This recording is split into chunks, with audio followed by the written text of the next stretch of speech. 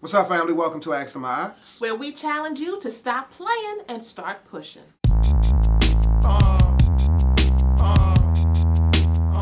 I mean, that right there is real. It's just me. It's just in me. It's bigger than him. Dang. Blow your breath in my face. Let's see if you want 3 for 3.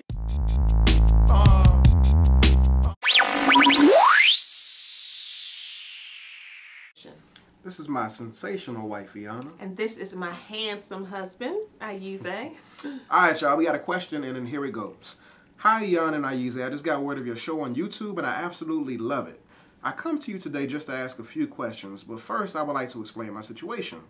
I was swept into what I thought was a whirlwind relationship, which later on turned into an abusive relationship.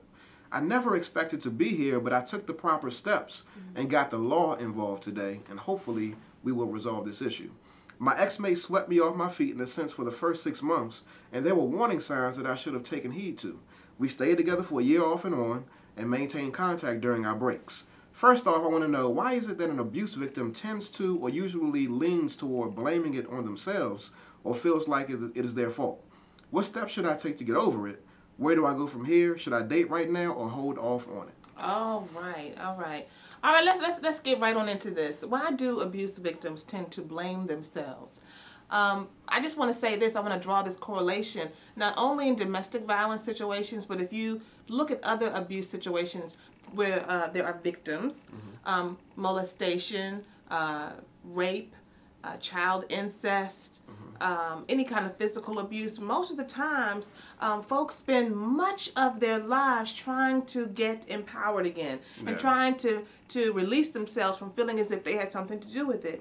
And really, that really comes down to feeling inadequate. Feeling as if there is something wrong with me. There's something that I'm giving off or energy I'm sending out that people just felt the need to take advantage of me. There's something that is not whole about me, and somebody sensed my lack of wholeness, and I just, it's something, I did it. I had some part to play in it.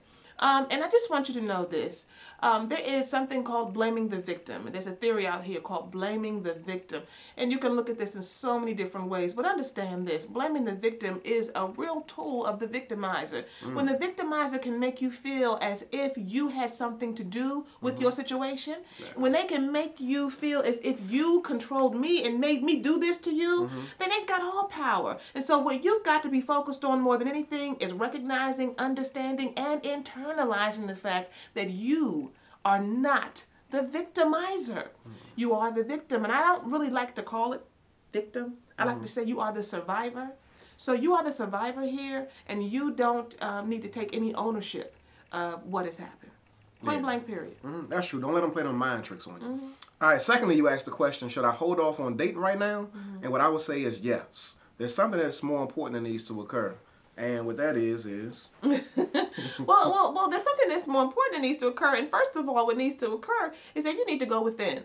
Okay, that's number one. We said that you shouldn't take ownership of the situation, but you should also recognize that there's always something to be learned from everything we experience in our life, right? So you've got to go within, and you've got to figure out, what is it that I need to be learning from this situation? You ain't got time for nobody else. That's number one. Number two, you need to become informed. Become informed about what domestic violence is, the cycles of violence that happen. What are some of the profiles of abusers? What are some of the markers of victims? What does that look like? So reach out to support groups and become informed so that you can become more empowered. Reach out to your friends. Reach out to like-minded folks. Reach out to family who are there for you. Because when you can break your silence, oh my gosh, you can elevate yourself so much. The biggest tool that the victimizer has is your silence, because that's a part of the control. But when you break your silence, folks say, hold up, wait a minute. She's telling her story, and you becoming freed up each and every time you tell that story. Number three, I want you to really study your abuser's abuse cycles. Oftentimes, victims feel very scared and they're very fearful because they feel as if this person is unpredictable and they're crazy and they're out of control. But 9 times out of 10, they're not out of control. It's very calculated, it's very premeditated, and it's very manipulative. And there are certain certain triggers and certain scenarios that set this situation up. So when you discover that, you realize, oh my goodness, there is a method to his madness, and I can recognize what it is, and I can become more empowered when I have that knowledge. And last but not least, you need to design a safety plan. A safety plan is key, so that if you are separating yourself from him, if you've got a court protective order in place, whatever it is, you need to make sure that you have folks you can call, you have exits you know you can go out of, you got backup plans, you got a bag in the trunk, whatever it is you need to do, put that plan in place so again you can become empowered. We hope that this has been of help to you. We hope that you know you are not responsible. We hope you do the work that is necessary, and we encourage you to stop playing and start pushing.